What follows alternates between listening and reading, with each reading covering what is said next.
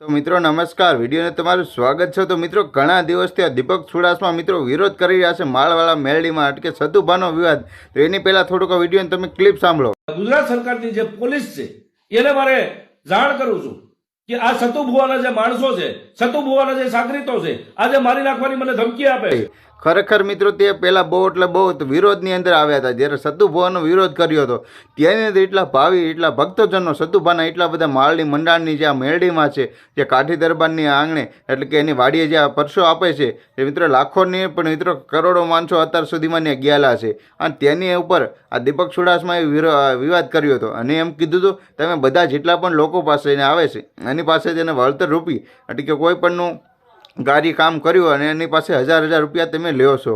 તો મિત્રો ખરેખર દીપક ચુડાસમાએ એમ કીધું કે તમે હજાર રૂપિયા લ્યો છો। તો સતુભાઈ એમ કીધું ભાઈ એમાં 1000 રૂપિયા લીધે તારી પાસે સબૂત શું છે, તને કેમ અમારમાંથી આવું કહેશો?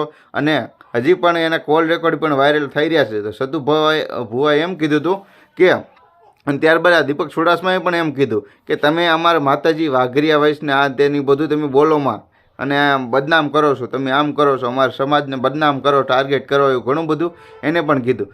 ત્યાં તો બધા લોકોના મિત્રો કોલ રેકોર્ડિંગ તેને વાયરલ કર્યા, સતુભાઈ નહોતા કર્યા પણ દીપક ચુડાસમાએ કર્યા હતા।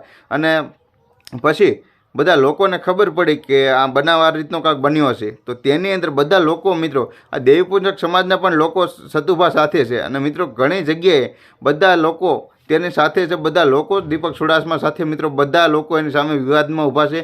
અને ત્યારે દીપક ચુડાસમાને પણ બધા લોકો કહી દીધું તારે જો જીવતું રહેવું હોય તો માફી માંગી લે। તો મિત્રો એને માફી પણ માંગી લીધી। તો પણ પોલીસને પ્રોટેક્શન માટે દીપક ચુડાસમાએ પણ કીધું કે ગુજરાત પોલીસ કોઈ પણ હોય મને બચાવો, નકર આ સતુભાના જે સેવકો છે તે મને મારી નાખશે, એવું બધું ઘણું બધું બોલી રહ્યા છે। અને એની પહેલાં મિત્રો વિડીયો સારો લાગ્યો તો લાઇક કરજો, ચેનલ પર નવા તો મિત્રો સબસ્ક્રાઈબ કરજો અને જેટલા પણ માળવામાં મેરડીમાંને માનતા હોય તે બધા લોકો આ વિડીયોને શેર કરજો, કારણ કે આ દીપક ચુડાસમાએ જે વિવાદ કર્યો અને જે અત્યારે માર્કેટની અંદર બધે તમે સૌ કોઈ જાણો છો અને તેની ખિલાફ બધાને તમને ખબર પડે કે આ માફી માંગી લીધી છે અને સેવકો કેવું બધું કરી રહ્યા છે અને ફરીવાર કોઈ પણ આવું ખોટું નામ ન લે એટલા માટે વિડીયો જોવો પહેલાં અને વિડીયો શેર કરજો બધા લોકો જેટલા પણ મારો વિડીયો